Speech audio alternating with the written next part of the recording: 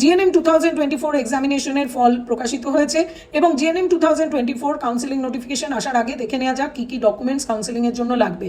লাগছে ক্লাস 10 এর admit card, লাগবে ক্লাস 12 এর মার্কশিট, লাগবে জিএনএম এক্সামিনেশনের র্যাঙ্ক কার্ড, তৎসহ লাগবে একটি প্রেসক্রাইবড ফরম্যাটে আন্ডারটেকিং বাই দ্য ক্যান্ডিডেট, যেটি কিন্তু জিএনএম কাউন্সেলিং নোটিফিকেশনেই দেওয়া থাকবে।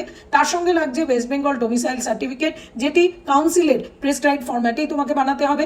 রিজার্ভ ক্যাটাগরি ক্যান্ডিডেটদের কিন্তু নিজেদের ক্যাটাগরি প্রুফ সার্টিফিকেটগুলি সঙ্গে রাখতে হবে, যেমন SC ST OBC EWS PWD সার্টিফিকেটটি রেডি রাখতে হবে।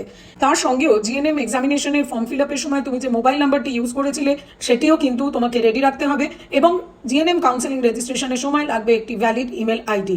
জিএনএম কাউন্সেলিং 2024 সম্পর্কে তোমার কোনো কোয়ারিজ থাকলে স্ক্রিনে দেখানো ফোন নাম্বারে তুমি আমাদের সঙ্গে যোগাযোগ করতে পারো।